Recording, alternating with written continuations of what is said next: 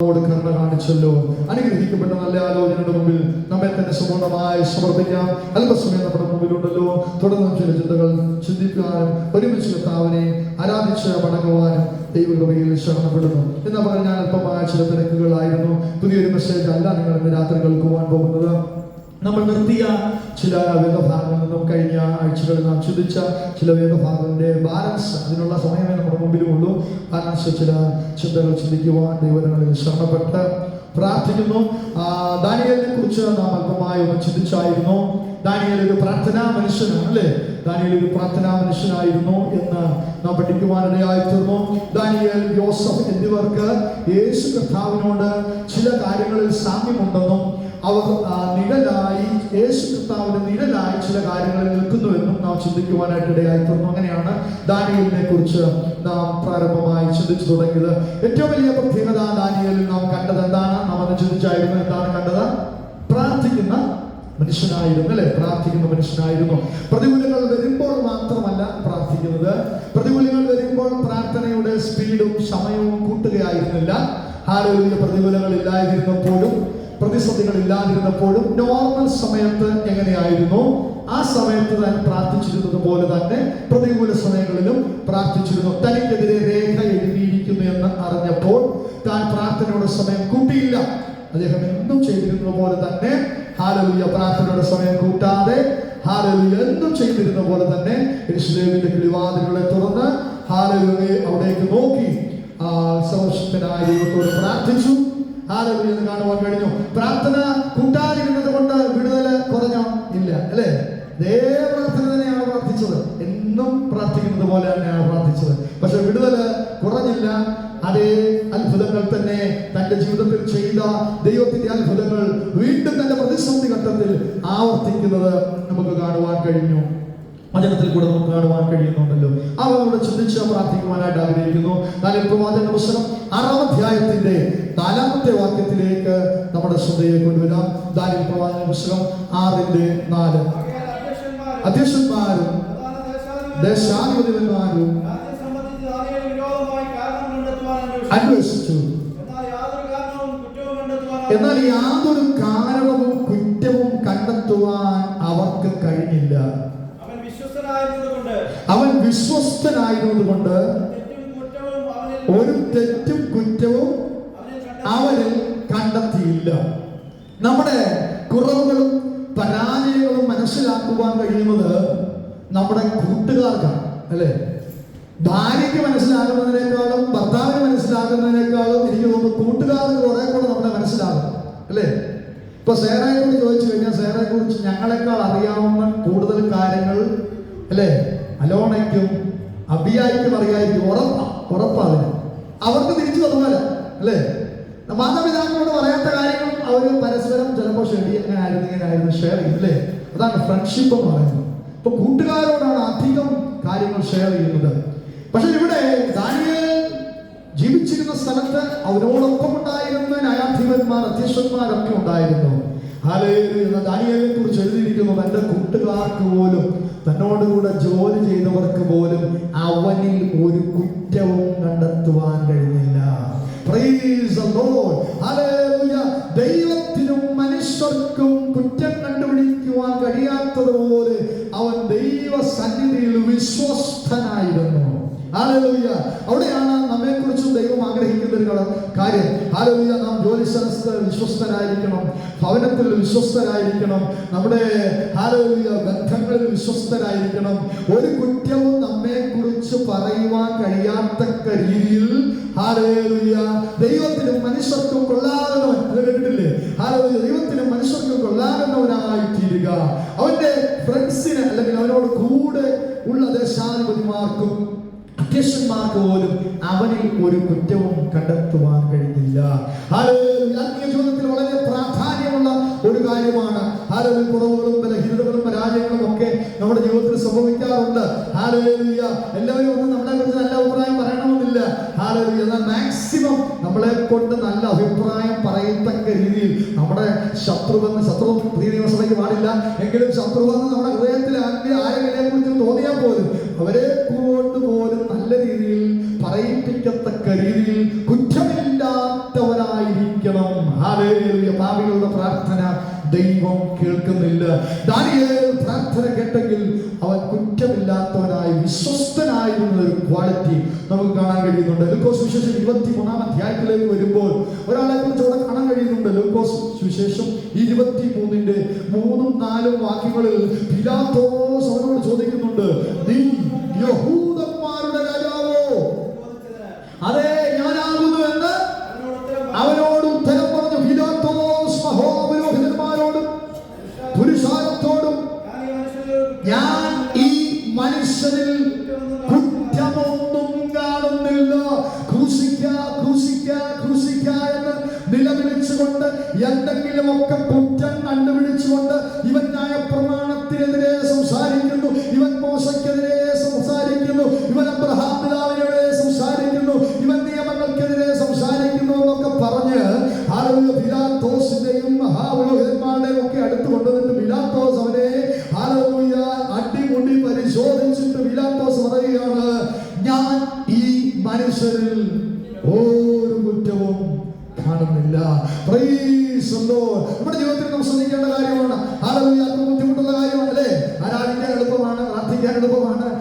കുറ്റമറ്റ മനസ്സാക്ഷിയോടുകൂടെ കുറ്റമില്ലാത്തവരായി ജീവിതത്തെ വിശുദ്ധമായി വിശ്വസ്തമായി സൂക്ഷിക്കുവാനുള്ള ഉത്തരവാദിത്വം നമ്മുടെ കർത്താവ് കാണിച്ചതുപോലെ നമുക്കുണ്ടായിരിക്കണം. ദാനിയേൽ കാണിച്ചതുപോലെ നമുക്കുണ്ടായിരിക്കണം. അങ്ങനെയുള്ളവരുടെ പ്രാർത്ഥനയുടെ നടുവിലാണ് സിംഹത്തിന്റെ വായടയ്ക്കാൻ വേണ്ടി ദൈവത്തിന്റെ ദൂതന്മാർ ഇറങ്ങി വരുന്നത്. വെറുതെ ദൈവത്തിന്റെ ദൂതന്മാർ ഇറങ്ങി വരികയില്ല. ഹല്ലേലൂയ. കുറ്റമറ്റ മനസ്സാക്ഷിയോടുകൂടെ ദൈവത്തെ ആരാധിക്കുന്നവർക്ക് വേണ്ടി അവർ തീയിൽ കൂടെ കടന്നുപോയാൽ അതിൽ 4-ാമനായി അവൻ ഇറങ്ങി വരും. ഹല്ലേലൂയ. സിംഹത്തിന്റെ ഗുഹയിൽ അവനെ ഇട്ടാൽ സിംഹത്തിന്റെ വായടയ്ക്കുന്ന ദൂതന്മാർ ഇറങ്ങി വരും. പ്രാർത്ഥിക്കുന്നവന് വേണ്ടി, വിശ്വസ്തയോടെ നിൽക്കുന്നവന് വേണ്ടി, കുറ്റമില്ലാത്തവനായി നിൽക്കുന്നവന് വേണ്ടി ഇറങ്ങി വരുന്ന ഹല്ലേലൂയ ഒരു ദൈവമുണ്ടെന്ന് എത്ര വിശ്വസിക്കുന്നുണ്ട്? ഹല്ലേലൂയ. Praise the Lord. ദാനിയേലിന് മറ്റൊരു പ്രത്യേകത കർത്താവിൽ കാണാൻ കഴിയുന്നുണ്ട്. അവൻ നിർജ്ജന പ്രദേശത്തേക്ക് വാങ്ങിപ്പോയി പ്രാർത്ഥിച്ചിരുന്നത് കാണാൻ കഴിയുന്നുണ്ട്. മത്തായി സുവിശേഷം 27-ന്റെ 43-ാമത്തെ വാക്യത്തിലേക്ക് കർത്താവിനെ കുറിച്ചുള്ള സാക്ഷ്യം പറയുന്നത് കാണാൻ കഴിയുന്നുണ്ട്. മത്തായി 27-ന്റെ 43. അവൻ 27-43 അവൻ ദൈവത്തിൽ ആശ്രയിക്കുന്നുണ്ടോ? കർത്താവിനെ നോക്കി ഹല്ലേലൂയ പറയുന്ന ഒരു പദമാണ് അവൻ ദൈവത്തിൽ ആശ്രയിക്കുന്നു. അവൻ മനുഷ്യനിലല്ല ആശ്രയിക്കുന്നത്, വിടുവിപ്പാൻ കഴിയാത്ത മനുഷ്യപുത്രന്മാരിലല്ല ആശ്രയിക്കുന്നത്, സഹായിപ്പാൻ കഴിയാത്തവരിലല്ല ആശ്രയിക്കുന്നത്. അവൻ ദൈവത്തിൽ ആശ്രയിക്കുന്നു എന്നൊരു സാക്ഷ്യം അവന്റെ ജീവിതം കൊണ്ടും അവന്റെ പ്രാർത്ഥന കൊണ്ടും അവർ തിരിച്ചറിഞ്ഞു. എന്നിട്ട് അവനെ കളിയാക്കിക്കൊണ്ടൊരു പദം പറയുകയാണ്, അവൻ ഇവനിൽ പ്രസാദമുണ്ടെങ്കിൽ ഇപ്പോൾ വിടുവിക്കപ്പെടട്ടെ. ഞാൻ ദൈവപുത്രനെന്ന് അവൻ പറഞ്ഞുവല്ലോ. അതൊരു പരിഹാസത്തിന്റെ സ്വരമാണ് അടുത്ത പദങ്ങളിൽ വരുന്നതെങ്കിലും ഒരു സാക്ഷ്യം അതിനെ മുമ്പേ കർത്താവിനെ കുറിച്ച് പറയുകയാണ്, അവൻ ദൈവത്തിൽ ആശ്രയിക്കുന്നു. ഇന്ന് രാത്രി ദൈവസഭയെ നോക്കി, കുടുംബങ്ങളെ നോക്കി മറ്റൊരാൾ കാണുമ്പോൾ പറയണം, ഞങ്ങളുടെ ബലത്തിലും കഴിവിലും ഒക്കെ ആശ്രയിക്കുമ്പോൾ ഇവൻ എന്തോ ഒരു പ്രത്യേകതയുണ്ട്, അവൻ ദൈവത്തിലാണ് ആശ്രയിക്കുന്നത്. ഹല്ലേലൂയ. Praise the Lord. ഞങ്ങളുടെ കമ്പനിയിൽ എന്നെ കളിയാക്കിക്കൊണ്ട് പറയുന്നത് എന്തെങ്കിലുമൊക്കെ പ്രശ്നങ്ങളൊക്കെ ഉണ്ടാകുമ്പോൾ എന്നെ കളിയാക്കിക്കൊണ്ട് പറയും, അവന്റെ കൈ വെച്ചൊന്ന് പ്രാർത്ഥിച്ചേര്, ചിലപ്പോൾ ഒരു വിടുതലായിരിക്കും. കളിയാക്കിയാണ് പറയുന്നതെങ്കിലും അവർക്കറിയാം നാം ആശ്രയിക്കുന്ന ദൈവത്തിന് വിടുവിക്കുവാൻ കഴിയും. ഇവൻ ദൈവത്തിലാണ് ആശ്രയിക്കുന്നത്. ഇവന്റെ പ്രാർത്ഥന വ്യർത്ഥമാകുന്നില്ല, ഇവന്റെ ആരാധന വ്യർത്ഥമാകുന്നില്ല. ഇവന് വേണ്ടി പ്രവർത്തിക്കുന്ന ഒരു ദൈവമുണ്ട്. ഹല്ലേലൂയ. ഹല്ലേലൂയ. മറ്റൊരു പ്രത്യേകത, അവൻ നന്മ ചെയ്തിട്ട് വിധിക്കപ്പെട്ട മനുഷ്യനാണ്. ഹല്ലേലൂയ. ഹല്ലേലൂയ. അവൻ തെറ്റൊന്നും ചെയ്തിട്ടില്ല. അവൻ സർവശക്തനായ ദൈവത്തോട് മാത്രമാണ് പ്രാർത്ഥിച്ചത്. അവന്റെ ഭാഗത്ത് തെറ്റൊന്നും ഇല്ലാതിരുന്നിട്ടും അവൻ വിധിക്കപ്പെട്ടു. യേശു കർത്താവ് പോലെയാണ്. അവന്റെ ഭാഗത്ത് ഒരു തെറ്റുമില്ലായിരുന്നു, എന്നാൽ അവൻ വിധിക്കപ്പെട്ടു. യെശയ്യാ പ്രവാചകന്റെ പുസ്തകം 53-ാം അധ്യായം അറിയാവുന്ന വേദഭാഗങ്ങളാണെങ്കിൽ ഒന്ന് ഓടി ഒരുമിച്ച് പറഞ്ഞു പോകാം. 53:9 എഴുതിയിരിക്കുന്നു, അവൻ സാഹസമൊന്നും ചെയ്യാതെയും ഒരു സാഹസവും 33.5 വർഷം കർത്താവിന്റെ ഭാഗത്ത് നിന്നുണ്ടായില്ല. അവൻ ഒരു സാഹസവും ഒന്നും ചെയ്തില്ല. അവന്റെ വായിൽ വഞ്ചനയില്ലായിരുന്നു. അവൻ വായിൽ വന്നാൽ വെളിപ്പെടുന്നത് ലാവണ്യ വാക്കുകളായിരുന്നു. അവൻ വായിൽ വന്നാൽ വെളിപ്പെടുന്നത് അഭിഷേകത്തിന്റെ ശബ്ദമായിരുന്നു. അവൻ വായിൽ വന്നാൽ വെളിപ്പെടുന്നത് മരണത്തിൽ നിന്ന് ചിലരെ പുറത്തെടുക്കേണ്ടതിനായിരുന്നു, രോഗികളെ സൗഖ്യമാക്കേണ്ടതിനായിരുന്നു, ദൂതങ്ങളെ പുറത്താക്കേണ്ടതിനായിരുന്നു. അവന്റെ വചനം കേട്ടവർ അവനിൽ നിന്ന് അകന്നു പോകാൻ കഴിയാതെ രാപ്പകൽ മരുഭൂമിയിൽ താമസിപ്പാനിടയായി തീർന്നു. വിശപ്പവർ മറന്നുപോയി.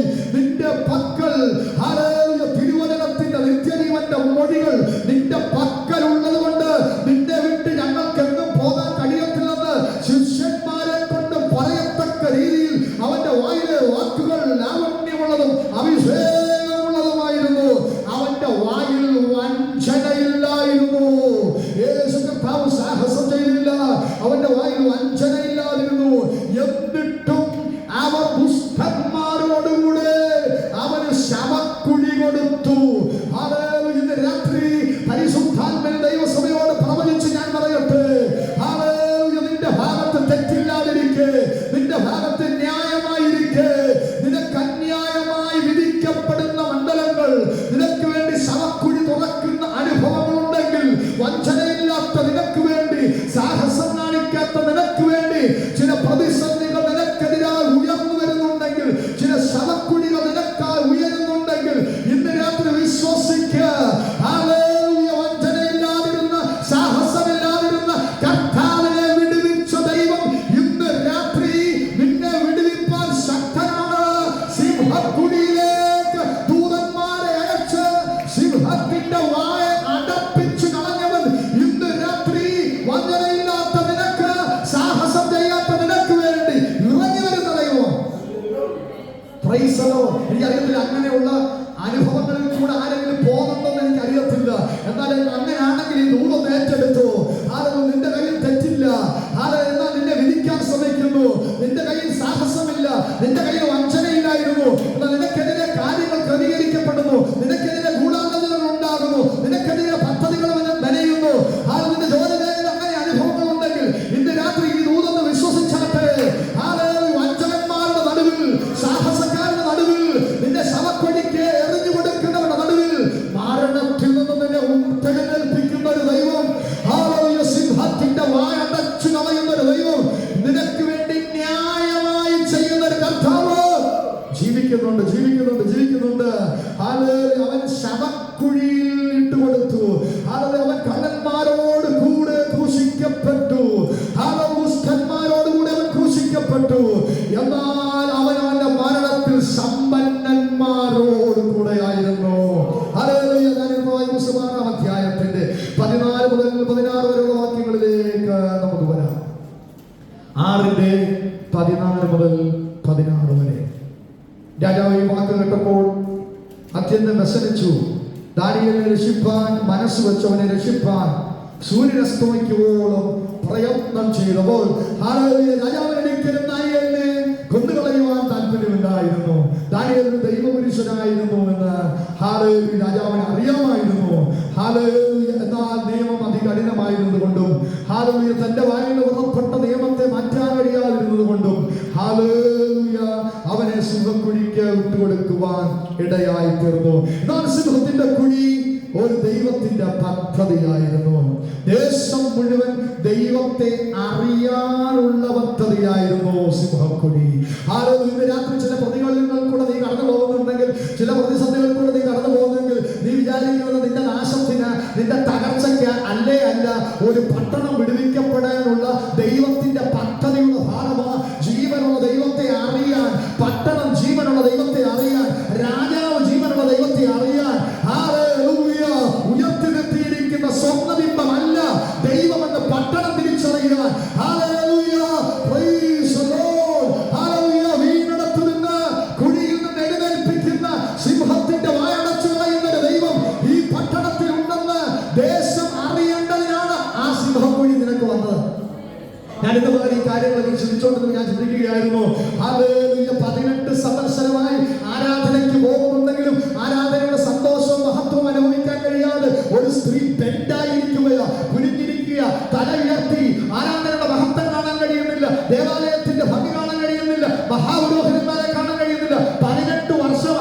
വിഷയം തുടങ്ങിയിട്ട് എത്ര നാളായി? 3 മാസമായുള്ളൂ, 2 മാസമായുള്ളൂ, 1 വർഷമായുള്ളൂ. ഇത് 18 വർഷമായി ആരാധനയ്ക്ക് പോകുന്നുണ്ട്. വിടുതലില്ല, മഹത്വം കാണാൻ കഴിയുന്നില്ല, മഹാപുരോഹിതന്മാരെ കാണാൻ കഴിയുന്നില്ല, അകത്ത് നടക്കുന്നതെന്ന് കാണാൻ കഴിയുന്നില്ല. ചില ശക്തികൾ അവളെ കുരിച്ചു നിർത്തിയിരിക്കുക. 18 വർഷം. അത് കേട്ടില്ലേ? 12 വർഷം. നമ്മുടെ വിഷയം എത്രയായി? നമ്മുടെ പ്രാർത്ഥന വിഷയം നമ്മൾ 2 മാസം പ്രാർത്ഥിക്കുമ്പോഴേ അയ്യോ 2 മാസമായി, 1 വർഷമായി, വിടുതലില്ല. 12 വർഷമായി, 12 വർഷമായി. ഡോക്ടേഴ്സിനെ മുഴുവൻ കാണേണ്ടവരെല്ലാം കണ്ടു. കൊടുത്ത നന്മകളെല്ലാം പോയി, കയ്യിലുള്ള പൈസ എല്ലാം പോയി, വിടുതലില്ല. 12 വർഷം, 38 സംവത്സരം ഒരു കുളക്കരയിൽ കിടക്കുക. ആരും ഇറക്കാനില്ല. അതിനു മുമ്പേ ആൾക്കാർ ചാടുകയാ. എനിക്ക് എന്താ സംഭവിക്കുന്നതെന്ന് അറിയത്തില്ല. വർഷം 38. 40-ലധികം വയസ്സുള്ള മനുഷ്യൻ കണ്ടു കാണാത്തവനായി നടക്കുന്നു. റീസൺ അറിയത്തില്ല. ശിഷ്യന്മാരെ ചോദിക്കുകയാണ്, ഇവന്റെ അമ്മയപ്പന്മാർ പാപം ചെയ്തുകൊണ്ടാണോ, അതോ ഇവൻ പാപം ചെയ്തുകൊണ്ടാണോ ഇവൻ ഇനി കണ്ടു കാണാത്തവനായി നടക്കുന്നത്? കർത്താവ് പറയുന്ന കാര്യമുണ്ട്, അവന്റെ അമ്മയപ്പന്മാർ പാപം ചെയ്തുകൊണ്ടല്ല, അവൻ പാപം ചെയ്തതുകൊണ്ടല്ല. ഞാൻ ചിന്തിക്കുക, ഈ മനുഷ്യൻ പോലും പാപം ചെയ്യാതെ, 40 വർഷമായി അന്ധനായി നടക്കുന്ന ഒരുവന്റെ അവസ്ഥ ഒന്നായി ചോദിക്കേ. അവൻ എത്ര പ്രാർത്ഥിച്ചാണ്? 38 സംവത്സരം കുളക്കരവിൽ കിടന്നവൻ എത്ര പ്രാർത്ഥിച്ചാണ്? എന്നെ ഒന്ന് ആരെങ്കിലും ഇറക്കിയിരുന്നെങ്കിൽ. 40 വർഷം കണ്ണു കാണാത്തവനായി നടന്നവന് എത്ര പ്രാർത്ഥിച്ചു കാണും? ദൈവം എനിക്കൊരു വിടുതലുണ്ടോ? 18 സംവത്സരം ആരാധനയ്ക്ക് പോയ അവളെ ചിന്തിച്ച് കാണത്തില്ലേ? ഈ പ്രാർത്ഥന നേരിട്ടൊന്നും കാണാൻ എനിക്ക് പറ്റുന്നില്ലല്ലോ. 12, 18, 38, 40 ഇതിനെല്ലാം ബന്ധിച്ചൊതുക്കി ഇട്ടിരുന്നതിന്റെ പിന്നിൽ കർത്താവിന്റെ പദ്ധതിയായിരുന്നു. അവന്റെ മഹത്വത്തിനായിരുന്നു, അവന്റെ മഹത്വത്തിനായിരുന്നു. പുരുഷാരത്തിന് മുമ്പിൽ എന്നെ തൊട്ടതാരെന്ന് സംസാരിച്ച് അവളെ മഹത്വപ്പെടുത്തേണ്ടതിന്, അവളെ സൗഖ്യമാക്കേണ്ടതിന് ദൈവം മറച്ചു വെച്ച പദ്ധതിയുടെ ഭാഗമായിരുന്നു ആ 12 വർഷം. 18 സംവത്സരം ദേവാലയത്തിൽ വെച്ച് മഹാപുരോഹിതന്മാരെ അതിശയപ്പെടുത്തിക്കൊണ്ട്, സദൂക്യന്മാരെ അതിശയപ്പെടുത്തിക്കൊണ്ട് ശബത്തിന് എനിക്ക് വിടുതൽ ചെയ്യാൻ കഴിയുമെന്ന് കാണിച്ചു കൊടുക്കേണ്ടതിന് 18 സംവത്സരമായിരുന്ന ബാധയെ ഒറ്റ സ്പർശനത്തിൽ കൂടെ വിടുവിച്ചവന്റെ ഫലം ആ മഹത്വം വ്യാപരിക്കേണ്ടതായിരുന്നു. ആ 18 സംവത്സരം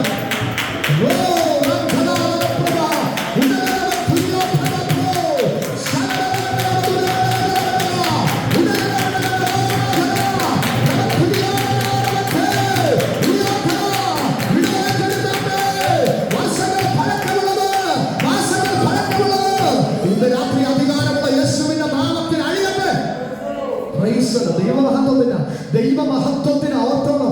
എന്തെങ്കിലും ഡിലേ ആകുന്നെങ്കിൽ, ചെറിയ ഡിലേ ആകുന്നെങ്കിൽ ദൈവമഹത്വത്തിന്, എന്തെങ്കിലും ഡിലേ ആകുന്നെങ്കിൽ, എന്തെങ്കിലും താമസം വരുന്നെങ്കിൽ ദൈവത്തിന്റെ മഹത്വത്തിന്, അത് മഹത്വത്തോടെ വെളിപ്പെടും.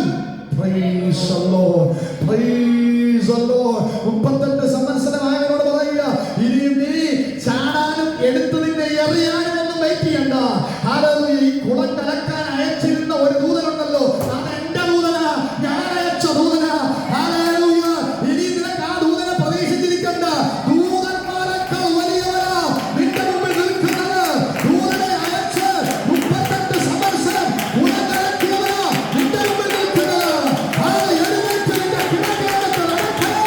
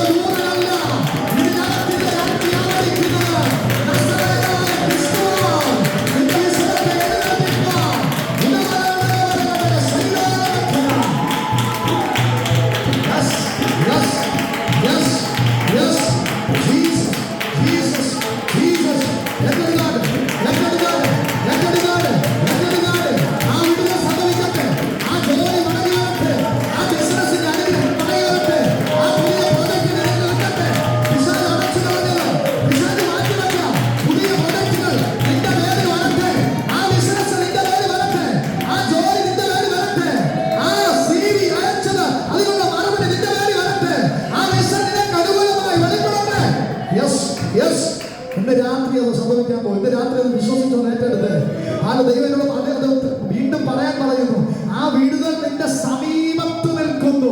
യേശു 38 സംവത്സരമായി കിടന്നവന്റെ സമീപത്ത് നിന്നതുപോലെ ഇന്ന് രാത്രി ആ വിടുതൽ നിന്റെ സമീപത്ത് നിൽക്കുന്നു. വിശ്വസിച്ചത് ഏറ്റെടുക്കുവാൻ, വിശ്വസിച്ചത് പ്രാപിപ്പാൻ. Praise the Lord. Hallelujah, hallelujah. 18 സംവത്സരമായവളെ വിടുവിച്ചു. 40-ലധികം വയസ്സുണ്ടായിരുന്നവർ പറഞ്ഞു, ഹല്ലേലൂയ, നീ പാപം ചെയ്തതുകൊണ്ടോ, നിന്റെ അമ്മയെ പെണ്ണാൻ പാപം ചെയ്തുകൊണ്ടല്ല, നീ ജനിച്ചപ്പോഴേ ഹല്ലേലൂയ നിന്റെ കണ്ണിൽ കൃഷ്ണമണിയില്ലാതെ കാഴ്ചയില്ലാത്തവനായി ജനിച്ചില്ലേ. ഹല്ലേലൂയ, നീ ഭാരപ്പെടണ്ട, എന്റെ മഹത്വം വെളിപ്പെടാനാ, എന്റെ തുപ്പലിന്റെ മഹത്വം വെളിപ്പെടാനാ, ഞാൻ തുപ്പിച്ചേറുണ്ടാക്കുന്നതിന്റെ മഹത്വം പട്ടണം കാണാനാ, എന്റെ തുപ്പലിനകത്ത് വ്യാപരിക്കുന്ന ശക്തി പട്ടണം കാണാനാ. ഓ ഹല്ലേലൂയ, സഹോദരാ, ശീലോഹിമയിലേക്ക് പോ, ആ വെള്ളത്തിലൊന്ന് കഴുകുക. 40 വർഷം നീ കണ്ണ് കഴുകുന്ന പോലെ അല്ല ഇപ്പോൾ നീ കഴുകാൻ പോകുന്നത്.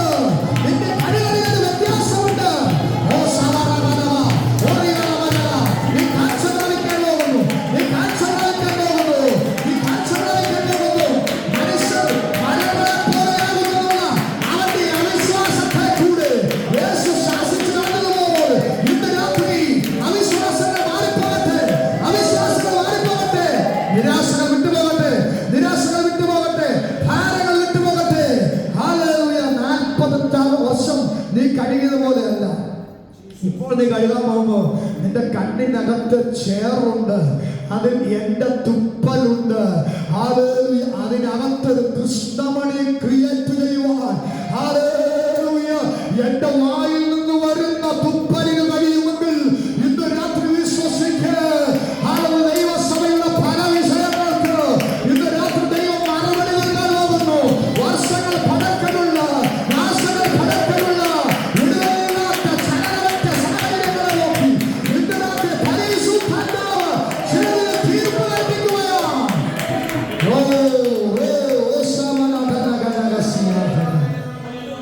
ഹല്ലേലൂയ. ദൈവത്തിന്റെ പദ്ധതിയാ, ദൈവത്തിന്റെ പദ്ധതിയാ.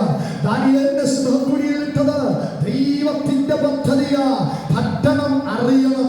അല്പസമയമായ ഭാരങ്ങളിൽ കൂടെ ദാനിയേൽ കടന്നുപോയാലും, ഇരുട്ടിന്റെ അനുഭവങ്ങളിൽ കൂടെ കടന്നുപോയാലും, സിംഹത്തിന്റെ അനുഭവങ്ങളിൽ കൂടെ കടന്നുപോയാലും, അതിൽ പുറത്തു വരുന്ന ഒരു സമയമുണ്ട്. അത് പട്ടണത്തിന്റെ വിടുതല, രേഖ തിരുത്തി കുറിക്കുന്നതിന്റെ വിടുതല, രാജാവിന്റെ വിടുതല. അത് അത്ഭുതമാണ്. ഹല്ലേലൂയ. ദൈവത്തിന്റെ പദ്ധതിയാണ്.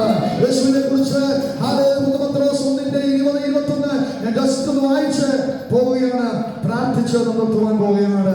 പത്രോസ് 1-ാം അധ്യായത്തിന്റെ 20-21 വാക്യങ്ങൾ ഇങ്ങനെ പറയുന്നു, അവൻ ലോകസ്ഥാപനത്തിനു മുമ്പേ മുന്നറിയപ്പെട്ടവനാണ്. Hallelujah, hallelujah. നാം ഇപ്പോൾ കേട്ടതുപോലെ അവൻ ജഡത്തിൽ ഹല്ലേലൂയ മറിയയുടെ ഉദരത്തിൽ ഉരുവായപ്പോൾ ജനിച്ചവനല്ല, അവൻ ലോകസ്ഥാപനത്തിന് മുമ്പേ മുന്നറിയപ്പെട്ടവനാണ്. അവൻ ദൈവത്തോടുള്ള സമത്വത്തിൽ ദൈവമായിരുന്നവനാണ്. എന്തിനാണ് അവൻ താഴെ ഭൂമിയിലേക്ക് ഇറങ്ങി വന്നത്? അടുത്ത പദം ഇങ്ങനെ എഴുതിയിരിക്കുന്നു, അവൻ മുഖാന്തിരം ദൈവത്തിൽ വിശ്വസിക്കുന്ന നിങ്ങൾ നിമിത്തം ഈ അന്ത്യകാലത്ത് വെളിപ്പെട്ടവനാണ്. ഈ അന്ത്യകാലത്ത് അവൻ വെളിപ്പെട്ടത് നീയും ഞാനും അവനിൽ വിശ്വസിച്ച് അത്ഭുതം പ്രാപിക്കേണ്ടതിനാണ്. നീയും ഞാനും വിശ്വസിച്ച് രക്ഷ പ്രാപിക്കേണ്ടതിനാണ്. നീയും ഞാനും വിശ്വസിച്ച് സ്വർഗം നേടേണ്ടതിനാണ്, നിത്യത നേടേണ്ടതിനാണ്. കാലഘട്ടത്തിന് മുമ്പേ ദൈവത്തിൽ മറഞ്ഞിരുന്നവരെ പുത്രനാകുന്ന ദൈവത്തെ ലോകത്തിന് വേണ്ടി ദൈവം തന്നത്, അവരെ മറച്ചു വെച്ചിട്ട് നിനക്ക് വേണ്ടി തന്നത് നീ വിടുതൽ പ്രാപിക്കാൻ വേണ്ടിയാ. നീ അന്ത്യകാലത്ത് നീ വിശ്വസിച്ച് അത് ഏറ്റെടുക്കാൻ വേണ്ടിയാ. 21-ാമത്തെ വാക്യം കൂടെ വായിച്ച് നാം എഴുന്നേറ്റ് ആരാധിക്കുവാൻ പോവുകയാണ്. നിങ്ങളുടെ വിശ്വാസവും പ്രത്യാശയും ദൈവത്തിൽ വെച്ചുകൊള്ളേണ്ടതിന് ദൈവം അവനെ മരിച്ചവടെ എഴുന്നേൽപ്പിച്ച്, അപ്പോൾ യേശു കർത്താവിന് തേജസ് കൊടുത്തത്, യേശു കർത്താവിനെ മരിച്ചവരുടെ ഇടയിൽ എഴുന്നേൽപ്പിച്ചത് എന്തിനാണെന്ന് അറിയാമോ? നമ്മുടെ വിശ്വാസം, നമ്മുടെ പ്രത്യാശ ദൈവത്തിൽ നിന്നും മാറി